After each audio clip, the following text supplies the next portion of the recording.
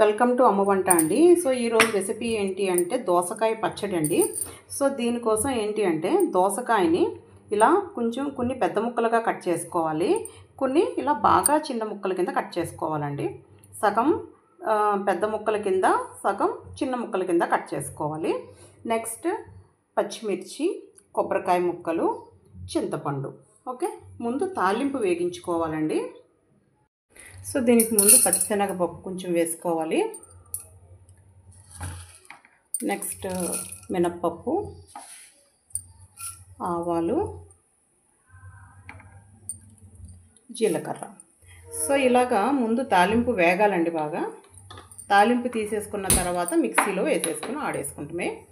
So ఇది చాలా టేస్టీగా ఉంటుందండి. రెండు రకాలుగా ఎందుకు కట్ చేసుకున్నాము అంటే ఆ మధ్యలో ఆ చిన్న చిన్న దోసకాయ ముక్కలు మనకి పంటికి తగులుతుంటే చాలా టేస్టీగా ఉంటుందన్నమాట.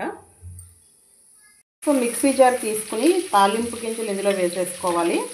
నెక్స్ట్ పచ్చిమిర్చి, కొబ్బరికాయ కూడా ఇందులోనే వేసేసుకుని గ్రైండ్ చేసేసుకోవాలి. ఇది కచ్చాబచ్చాగా ఉండాలండి, బాగా మెత్తగా పేస్ట్ కింద అయిపోకూడదు.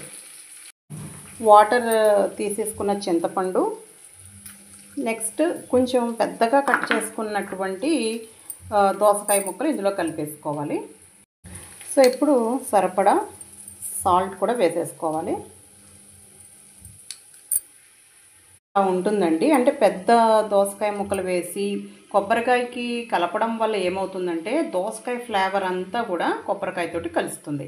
సో ఇప్పుడు మనకి దోసకాయ టేస్ట్ ఇంకా బాగా తెలియడం కోసం ఈ చిన్న చిన్నగా చాప్ చేసినటువంటి దోసకాయ ముక్కల్ని అందులో కలిపేసుకోవాలి. దీన్ని కూడా ఒకసారి వేసి పల్స్ గ్రైండింగ్ చేసుకోవాలి. సో ఇది ఫైనల్ అవుట్పుట్ అండి. ఎవరైనా సరే ఆహా ఏమి రుచి అనాల్సిందేనండి, చాలా అద్భుతంగా ఉంటుంది. ఈ సమ్మర్లో మంచిగా చలవ చేస్తుంది. తర్వాత వచ్చేసరికి ఇది చూస్తే మీకు పెళ్ళిళ్ళలో వడ్డిస్తారండి, మీరు అబ్జర్వ్ చేస్తే చాలా చాలా టేస్టీగా ఉంటుందండి. కంపల్సరీగా ట్రై చేయండి, మా ఛానల్ని ఎంకరేజ్ చేయండి. Thank you.